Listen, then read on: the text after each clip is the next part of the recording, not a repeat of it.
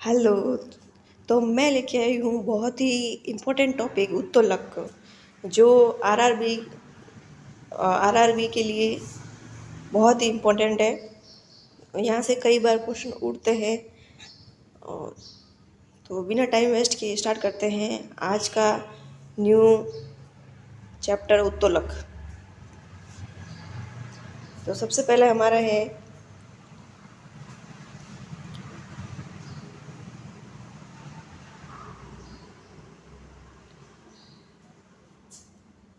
कौन सी एक प्रकार की मशीन है जो हमारे काम को आसान कर देती है। तो वो होता है उत्तोलन। उत्तोलन हमारे काम को आसान करने वाली मशीन है। अब जैसे आप डायग्राम देख रहे हैं, उत्तोलन में एक भार होता है जिसे भार या प्रतिरोध कहा जाता है। एक सिरा होता है जिसमें भार को रखा जाता है। दूसरा जो होता है उसको भी भार या प्रतिरोध होता है। आधार से प्रयास तक की दूरी और आधार से प्रतिरोध तक की दूरी आधार होता है बीच में। तो उत्तोलन के 3 बिंदु होते हैं: भार बिंदु, आलम बिंदु और आयास बिंदु। भार, आलम, आयास। वह बिंदु जहाँ पर वस्तु होती है उसे भार बिंदु कहा जाता है। वह बिंदु जहाँ वस्तु होती है उसे भार बिंदु कहा जाता है। वह बिंदु जहाँ पर पेच लगा होता है उसे आलम बिंदु कहा जाता है। वह बिंदु जहाँ पर बल लगाया जाता है उसे प्रयास या आयास कहा जाता है।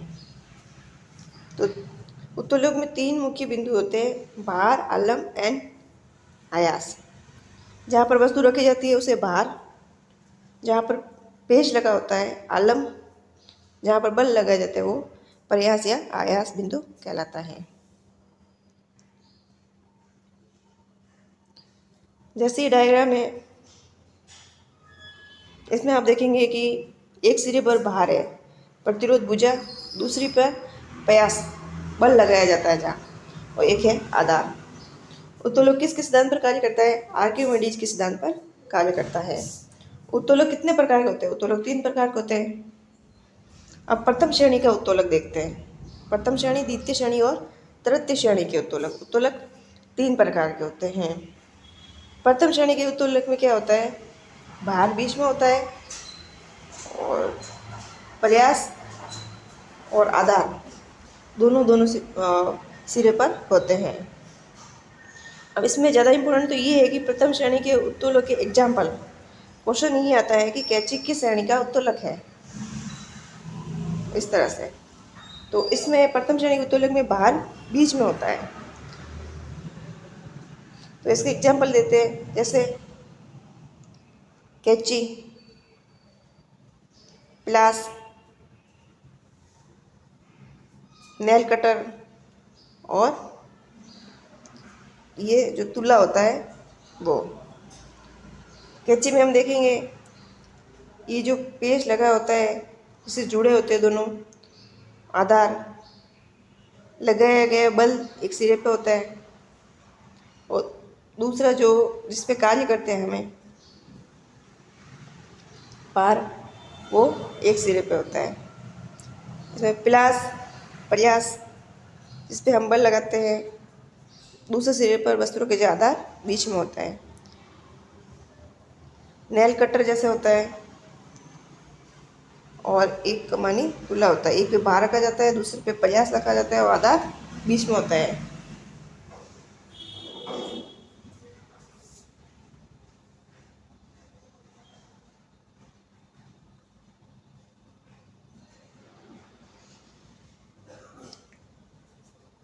और एग्जाम्पल देखो, चापाकल, साइकिल का ब्रेक प्रथम श्रेणी का उत्तोलन है। सीसो आधार बीच में होता है और सड़सी, प्लास, कैंची, सीसो, साइकिल का ब्रेक और चापाकल ये प्रथम श्रेणी के उत्तोलन है। द्वितीय श्रेणी के उत्तोलन इसमें भार बीच में होता है। प्रथम श्रेणी के उत्तोलन में आधार बीच में होता है। द्वितीय श्रेणी के उत्तोलन में भार बीच में होता है, आधार और प्रयास दोनों सिरों पे होते हैं। जैसे सर्वता,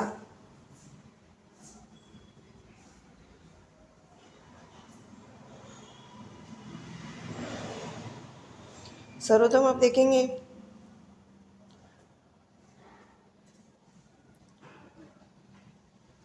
आधार भार,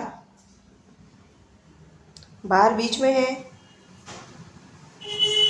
और आधार और प्रयास सिरे पे है।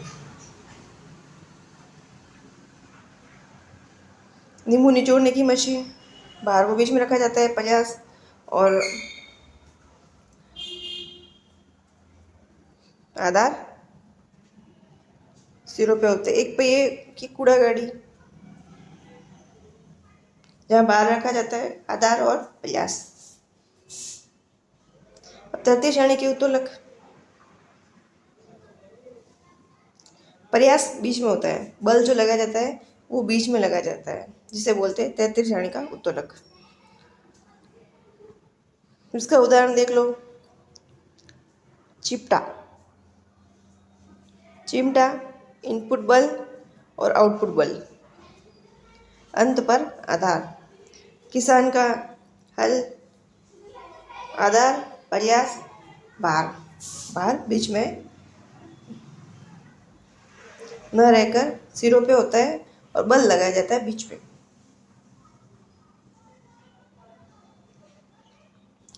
तृतीय श्रेणी के उत्तोलक में हाथ में बेलचा, हाथ में बेलचा जो एग्जाम्पल है वो तृतीय श्रेणी का उत्तोलक है।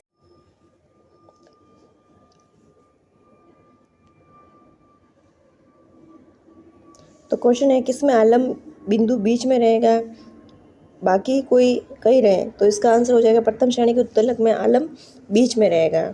आलम को बोलते हैं फलक्रम, एफ का मतलब होता है फलक्रम, FULCRUM, और एल हो जाएगा लोड, ई हो जाएगा एफर्ट, इसे बोलेंगे प्रयास, ये हो जाएगा भार, ये हो जाएगा आलम। किसमें वस्तु बीच में होती है, तो द्वितीय श्रेणी के उत्तोलक में।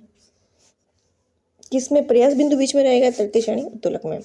तो इसकी याद करने की एक शॉर्ट ट्रिक है FLE, फ्ली, आपको याद रखना है FLE, ठीक है। तो F जो होता है प्रथम श्रेणी, L द्वितीय श्रेणी, E तृतीय श्रेणी।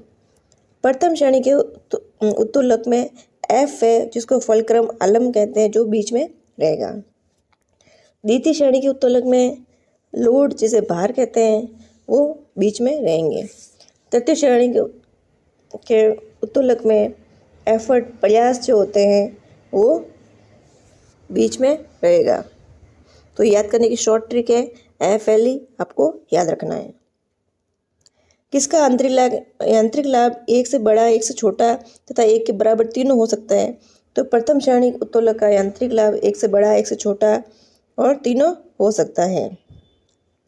किसका यांत्रिक लाभ एक से बड़ा होता है, द्वितीय श्रेणी के उत्तोलक में बड़ा होता है, यांत्रिक लाभ एक से छोटा तृतीय में।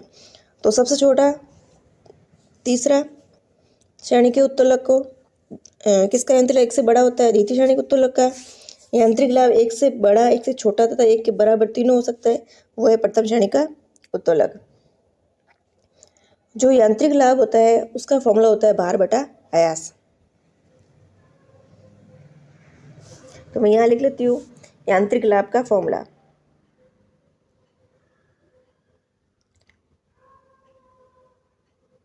यांत्रिक लाभ इक्वल्स टू भार बटा आयास।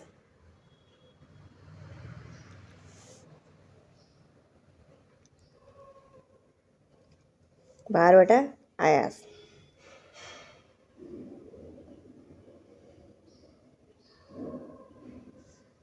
तो आज के लिए इतना ही, मिलते ऐसे ही इम्पोर्टेंट कुछ न्यू चैप्टर के साथ नेक्स्ट वीडियो में।